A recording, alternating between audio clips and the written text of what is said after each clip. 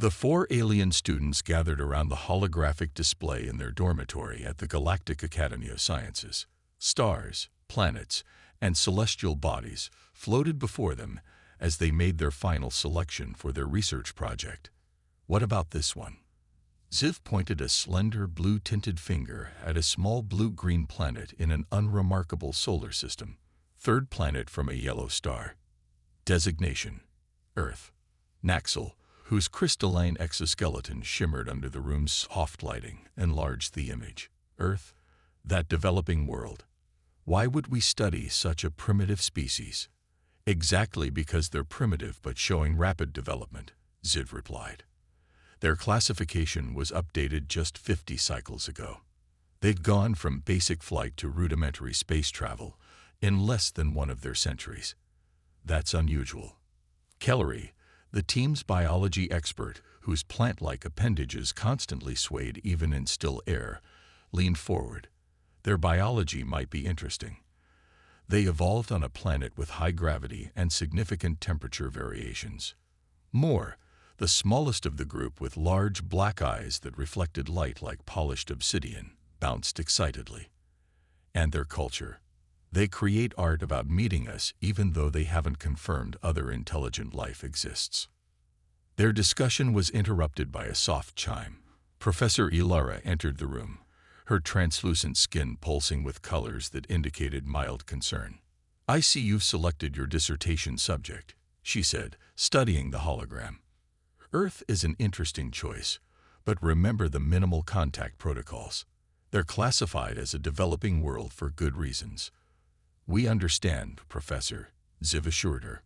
"We'll establish our observation post on their moon and use only passive data collection methods." Professor Ilara's skin shifted to a doubtful yellow. "Very well. Just remember that developing species can be unpredictable. Submit your formal proposal by tomorrow, and you can begin setup next week." After she left, the team excitedly finalized their plans. Within days, their small research vessel slipped quietly through hyperspace, arriving in Earth's solar system undetected by human technology. They established their base on the far side of Luna, Earth's only natural satellite. Their cloaking technology ensured no Earth instruments could detect them. The base was small but comfortable, with all the equipment they needed to study the planet below. Cloaking field stable, passive sensors active. "We're fully operational," Naxal reported, operating the control panel with practiced efficiency. Kellery set up her biological scanning equipment. "I'm already getting interesting readings. The diversity of life forms is remarkable. More focused on communication intercepts. Their digital information network is primitive but extensive, on collecting terabytes of cultural data." Ziv nodded approvingly. "Good. We have 1 Earth year to complete our dissertation. Let's start with basic observations and work methodically." The first few Earth weeks were busy as they established their routines. Ziv coordinated their efforts, ensuring they followed proper scientific procedures. Naxal handled the technology, maintaining their equipment and processing the vast amounts of data they collected. Kellery studied Earth's ecosystems, fascinated by the planet's biodiversity. More focused on human behavior, intercepting broadcasts and digital communications. "These humans are quite ordinary," Naxal commented one day as they reviewed their initial findings. "Physically fragile, limited lifespans, only recently developed basic technology.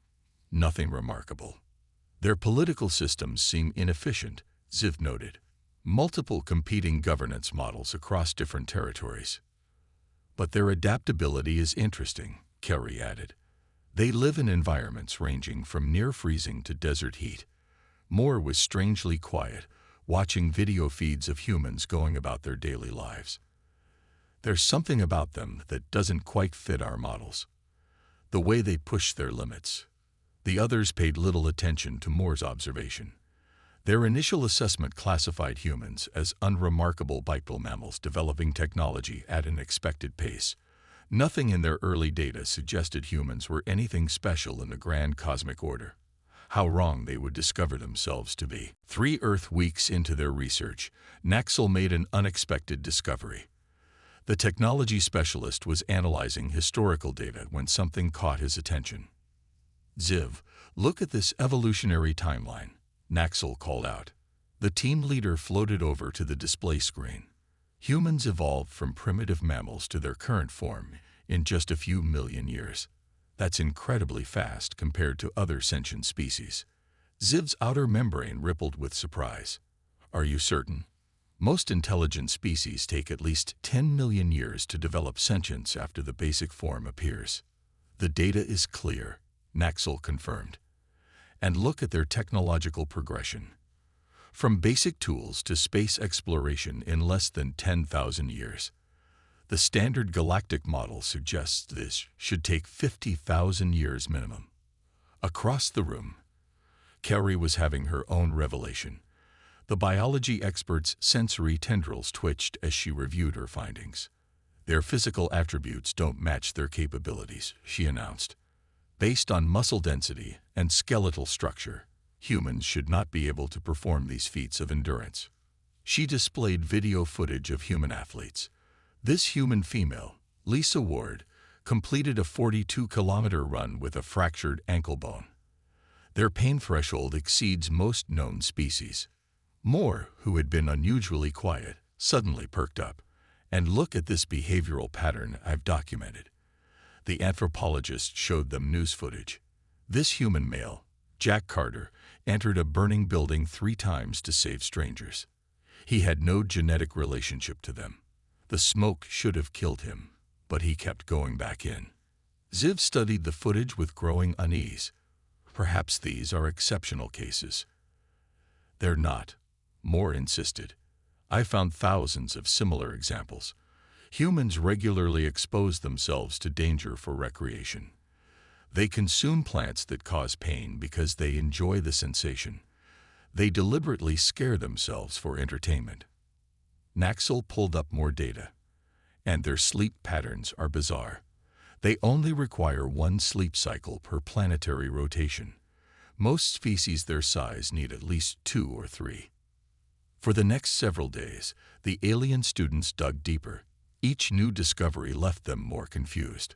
Humans had fought wars that killed millions of their own kind, yet emerged stronger. They survived in environments that should be lethal. Their fiction was filled with stories about defeating superior alien forces. "Have you noticed their obsession with space?" Kelly asked one evening. "Despite having barely reached their own moon, they constantly talk about colonizing other planets and meeting alien life." "Their scientific progress keeps accelerating," Naxal added. "They're solving problems faster than our predictive models suggest they should." Ziv paced the room, their usual methodical calm giving way to concern.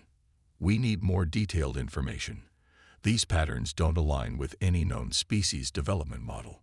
"I suggest a ground expedition," Moore said quietly. The others turned to stare at the anthropologist.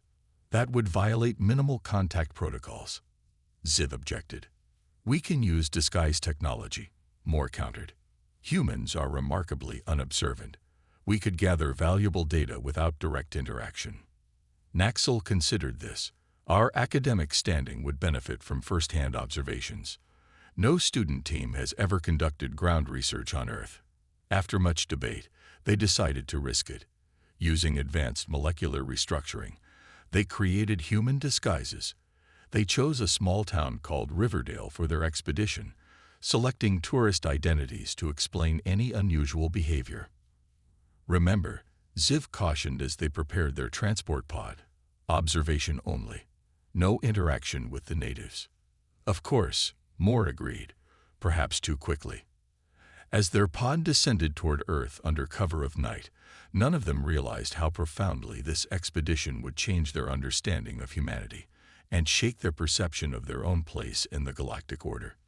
Little did they know that their first direct encounter with humans would reveal secrets far more terrifying than anything in their data. The small town of Riverdale welcomed 4 new tourists that sunny morning. No one paid much attention to them, just another group of visitors passing through. Ziv, disguised as a tall man with brown hair, gathered his team in their rented cabin on the edge of town. "Remember the plan. We split up gather data, and meet back here before nightfall. No direct interaction with humans. They all nodded, though Moore seemed less convinced than the others. Naxal, wearing the form of a young woman with short black hair, headed toward the local community college. His technology sensors were disguised as ordinary human devices. I'll access their information networks and assess their technological capabilities. Kelly chose the form of an older man with gray hair and a friendly face. I'll visit their medical facilities and food markets. Their biology still doesn't make sense to me. Ziv planned to observe human social structures at the town hall and business district. I want to understand their hierarchy and decision-making processes. Moore, the smallest of the aliens now disguised as a young woman with curly red hair, was supposed to observe cultural centers. I'll check their library and community spaces. As they separated, none noticed the slight smile on Moore's face. Naxal found the college's computer lab easily accessible. Humans left their devices unattended, and passwords were often simple. By midday, he had hacked into military databases from a public terminal. What he found disturbed him deeply. Their weapons, he whispered to himself. They've developed nuclear technology that could destroy their entire planet. And they've nearly used it on themselves multiple times. Even more alarming were the theoretical weapons described in research papers, technologies that more advanced civilizations had banned as too dangerous. Across town, Kelly stood in a grocery store, amazed. They eat plants that are mild poisons as spices, he noted quietly into his recorder. Their medical treatments involve cutting open their bodies while they're unconscious, and they consider this routine. At the hospital, he scanned medical records. Humans survived injuries that would kill most species. They replaced organs, reattached limbs, and recovered from massive trauma. Their immune systems fought off millions of potential pathogens daily. Ziv observed town officials discussing plans for space research funding. Their casual mentions of terraforming, reaching distant stars, and encountering alien life made him uncomfortable. These were not the discussions of a primitive species. Meanwhile, Moore had completely abandoned the plan. Sitting in the local library, she struck up a conversation with the librarian, Kate Miller, a friendly woman with warm eyes and a quick smile. "You have an interesting collection on space exploration," Moore commented. "Oh yes," Kate replied enthusiastically. "Space has always fascinated us. My son wants to be an astronaut. He believes we'll reach other star systems in his lifetime." "Do you think there's other life out there?" Moore asked cautiously. Kate smiled. "I'd be surprised if there wasn't. The universe is too big for us to be alone. I just hope when we meet aliens, they're friendly." Moore felt a strange sensation, what humans might call guilt. What would humans do if aliens weren't friendly? Moore asked. Kate's expression grew serious. "Well, history shows we don't give up easily. When faced with overwhelming odds, humans tend to become more determined, not less. It's one of our better qualities, I think." By evening, the aliens regrouped at their cabin. Each shared their findings, growing more disturbed with each revelation. "They're far more advanced in theoretical physics than their technology suggests," Naxal reported. "They understand concepts it took other species millennia to grasp. Their resilience is unprecedented," Kelly added. "Their bodies can endure conditions that would kill most species." Ziv looked troubled. "And they speak of space expansion as inevitable." Moore stayed quiet about her conversation with Kate, but added, "They face adversity with increased determination rather than retreat." As night fell over Riverdale, the four aliens realized their dissertation had taken an unexpected turn. Humans weren't just another developing species, they were something else entirely. "We need to check the restricted archives," Ziv decided. "There's more to Earth's classification than we were told." Back at their lunar base, the four alien students sat in stunned silence. Their quick trip to Earth had given them far more questions than answers. Ziv paced nervously while the others prepared to access the restricted galactic archives. "This doesn't make sense," Naxal muttered, his crystalline form flickering with anxiety. Earth is classified as a developing world with minimal contact protocols, but what we saw suggests that humans are far more advanced and dangerous than their classification indicates. Kelly finished. Moore, still thinking about Kate Miller, spoke up. We need the truth. Ziv, enter your academic override codes. Ziv hesitated, then placed their blue-tinted hand on the scanner. Academic override. Dissertation research. Subject: Earth. Access level: unrestricted. The computer hummed. Override accepted. Warning: information classified. Accessing restricted files. The main screen filled with data that none of them were prepared for. Naxal read aloud, voice growing more concerned with each word. Earth Quarantine Protocol, established 300 standard years ago. Purpose: to protect galactic stability from human expansion. Naxal looked up. They're not quarantined to protect them from us. We're protected from them. Kelly quickly scanned biological reports. Previous encounters with humans ended in disaster. 3 research vessels captured.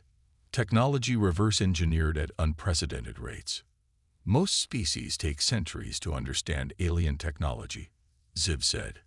How fast did humans do it? Moore checked the data. 17 Earth days for the first vessel, 8 for the second, 4 for the third. Her large eyes widened further. That's impossible. Ziv pulled up historical records of human warfare. Look at this pattern. Every major conflict accelerated their technological development. Most species regress during wars. Humans advance. The room grew quiet as they continued reading. Earth was not just another planet. According to the restricted archives, humans had developed atomic weapons without outside influence. They had conceptualized faster than light travel without seeing it demonstrated. Their literature imagined technologies they had no right to understand yet. Their pain tolerance exceeds known sentient species by a factor of 8, Kelly whispered, studying medical data. Their endurance is nearly 5 times galactic average, and they heal at remarkable rates. Naxal found another disturbing report. The Krith, a spacefaring species from the Outer Rim, attempted colonization of Earth 3 centuries ago. They had technology thousands of years more advanced than humans at the time. What happened? Moore asked. The humans defeated them, captured their ships, and the Krith never returned to that sector again. A message alert interrupted their research. Professor Vilara's stern face appeared on screen. Her translucent skin pulsed with dark colors of anger and concern. Students, I've been notified of unusual data requests regarding Earth. Your access patterns indicate you've gone far beyond basic dissertation research. Explain yourselves. Ziv responded carefully. Professor, we found inconsistencies in Earth's classification. We're simply following proper research protocols. Ilara's colors darkened further. You will cease this investigation immediately. Earth is classified at its current level for good reasons. Your academic clearance does not entitle you to question Galactic Council decisions. But, Professor, Naxal started. This is not a debate. Return to appropriate dissertation topics or face academic discipline. The transmission ended abruptly. The 4 students looked at each other. For the first time in their academic careers, they considered disobeying a direct order from a professor. Something isn't right, Moore said finally. Why hide this information? If humans are this dangerous, shouldn't all species know? Unless the Council fears widespread knowledge would cause panic, Ziv suggested. Kelry's plant-like appendages trembled slightly. Or they fear someone might try to eliminate the human threat preemptively. Naxal made a decision. We need to learn more. Academic consequences, or not. The others nodded in agreement. Little did they know that their curiosity would soon uncover secrets even more terrifying than what they'd already found.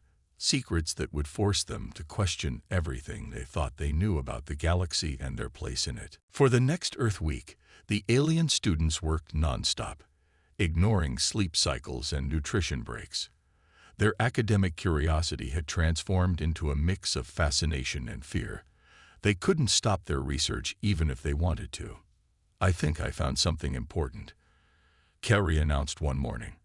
The biology experts' plant-like appendages were drooping from exhaustion, but excitement filled her voice. The others gathered around her workstation as she displayed her findings. Humans didn't just evolve normally. They evolved on what our standards would classify as a death world. Carrie brought up comparative planetary data. Earth has higher gravity, more radiation, more extreme weather, more natural disasters, and more predator species than 94% of known life-bearing planets. Naxal studied the data. That explains their physical resilience, but what about their aggression and technological development? "It's all connected," Kelry explained. "Species that evolve on high-stress worlds develop different traits. Humans had to become adaptable problem solvers just to survive. Their bodies and minds evolved to overcome constant challenges." Ziv looked troubled.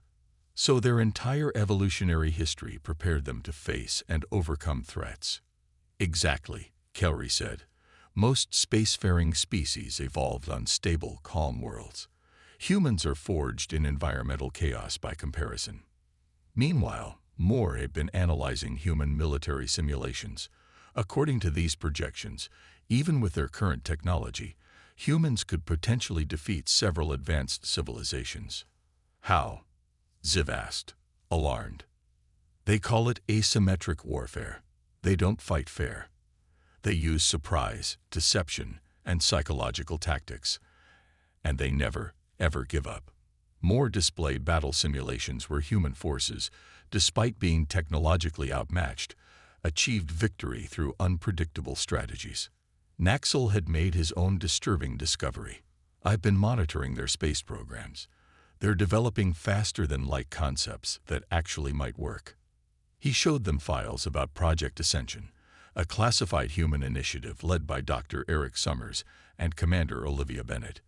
The project's goal was developing viable faster-than-light travel within 20 Earth years. "That's centuries ahead of their projected timeline," Ziv said, shocked.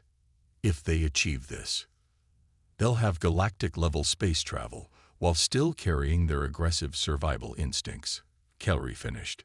Even more concerning, Moore had continued secret correspondence with Kate Miller through an encrypted channel. "Humans aren't just planning to explore space," Moore reported.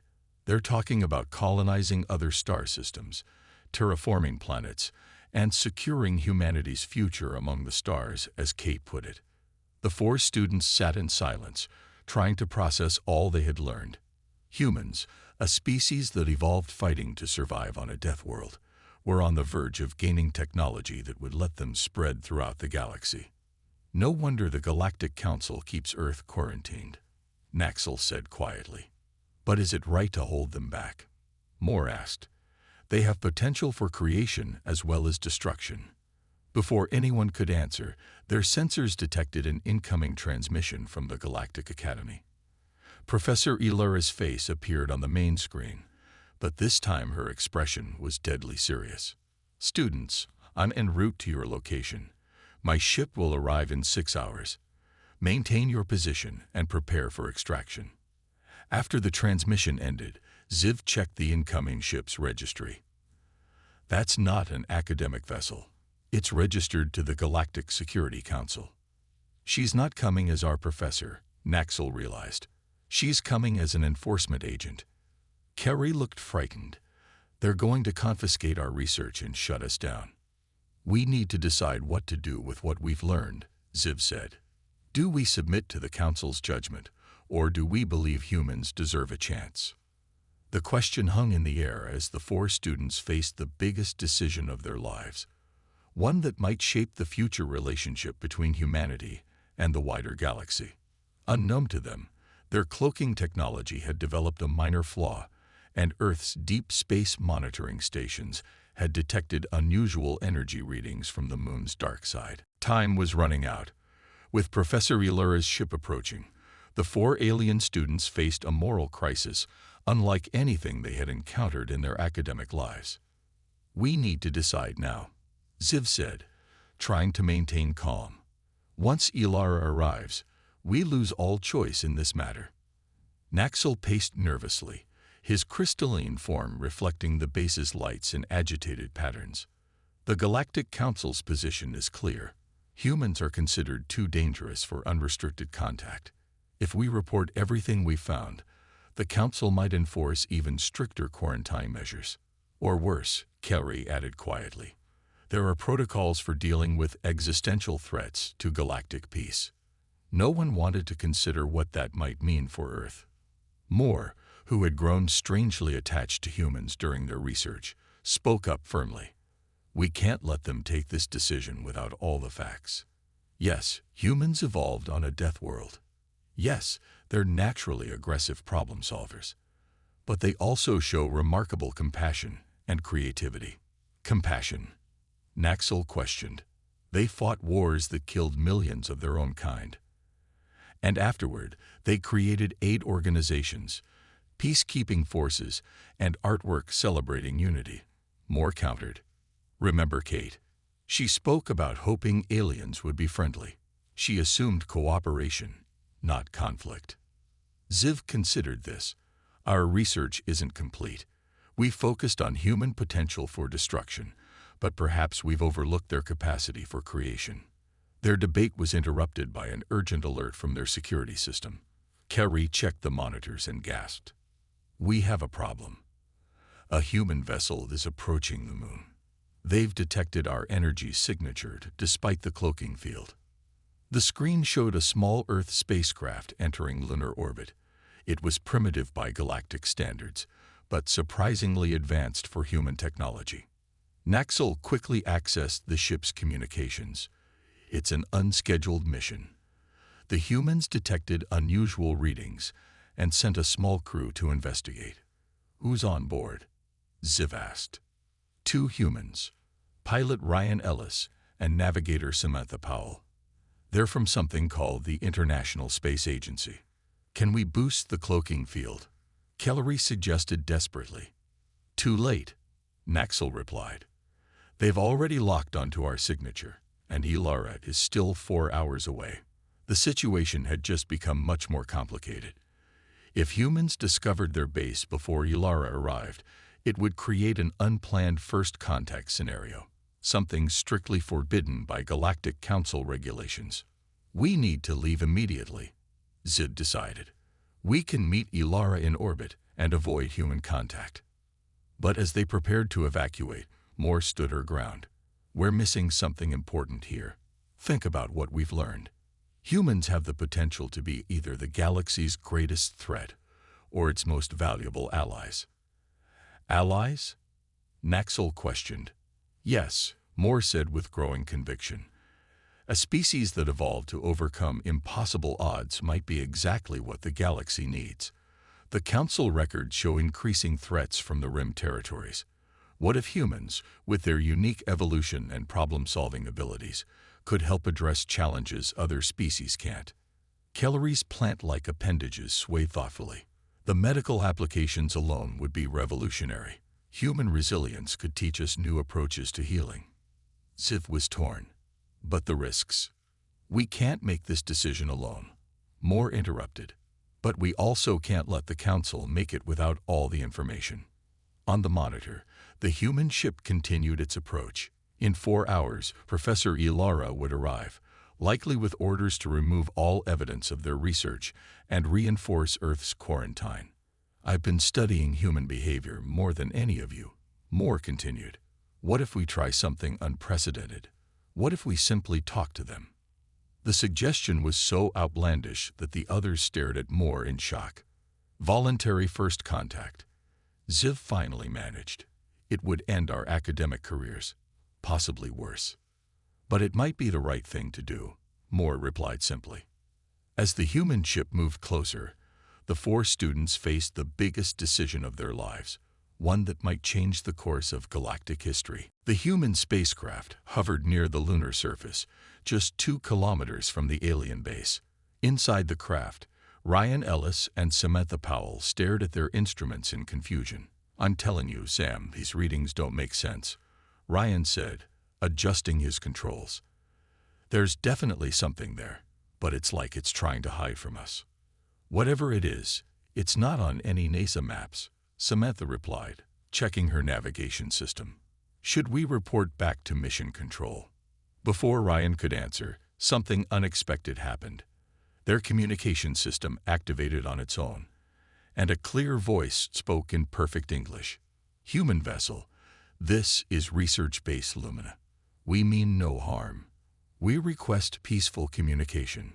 Back at the alien base, the four students watched nervously as Naxal operated the translation system. They had voted 3-1 to attempt contact, with only Ziv opposing the plan. This is insane, Ziv muttered. We're violating every protocol. It's the right thing to do, Moore insisted. On their monitor, they could see the two humans inside their spacecraft, looking stunned. Who is this? Ryan finally responded. How are you speaking English? We are students from the Galactic Academy of Sciences, Naxal replied carefully. We have been studying Earth as part of our research. There was a long pause before Samantha spoke. You're aliens, actual extraterrestrial beings. Yes, Moore joined the conversation. We've been observing your planet. We mean no harm. The humans looked at each other, their expressions a mixture of shock, fear, and wonder. But neither panicked. Instead, Ryan took a deep breath and asked a simple question. Why are you telling us this now? Kelly moved forward. Because we've learned important things about humans, things our own people don't fully understand or appreciate. Our supervisors believe your species might be too dangerous for galactic contact, Ziv added reluctantly. But we've seen enough to question that judgment. Dangerous? Samantha asked. We haven't even left our own solar system. But you will, Moore said, sooner than anyone expects. And when you do, the galaxy will need to be ready for you. Over the next hour, the aliens explained what they had learned about humanity's unique evolution, their remarkable resilience, and their problem-solving abilities. The humans listened with growing interest rather than fear. So we're basically Space Orcs, Ryan said with a surprised laugh. Evolved on a death world, and terrifyingly resilient. That's one way to put it, Naxal agreed, surprised by the humans' humor in the face of such revelations. What happens now? Samantha asked. Will your people try to stop our development? We don't know, Ziv admitted. Our supervisor arrives in 3 hours. She represents the Galactic Security Council, which enforces quarantine protocols. Instead of showing anger or fear, Ryan and Samantha conferred quietly, then made an unexpected proposal. What if we talk to your supervisor together? Ryan suggested. Show her firsthand that humans can handle this knowledge without becoming a threat. The aliens were stunned by the offer. It was exactly the kind of innovative solution humans were known for. It could work, Moore said excitedly. A peaceful first contact scenario might change the Council's perspective. They spent the next 2 hours preparing. The human craft docked with the alien base, and Ryan and Samantha entered cautiously, their eyes wide with wonder at the advanced technology surrounding them. When Professor Elura's ship arrived, she found a scenario she never expected. Her students calmly sitting with 2 humans, discussing galactic politics and cultural exchange. Her translucent skin flashed colors of shock and anger. What have you done? She demanded. Ziv stepped forward. Professor, we'd like you to meet Ryan Ellis and Samantha Powell of Earth. They proposed a diplomatic solution to our current situation. Impossible. Elura began, but Ryan interrupted with simple dignity. With respect, ma'am, nothing is impossible when different minds work together. That's humanity's greatest strength. As Elura's colors shifted to reluctant curiosity, the fate of human galactic relations hung in the balance. The students realized their dissertation had become something far more important, the beginning of a new chapter in cosmic history. And somewhere on Earth, librarian Kate Miller received a strange book in the mail titled A Guide to Galactic Civilizations, with an inscription, To humanity, may your curiosity always exceed your capacity for destruction. Your friend, Moore.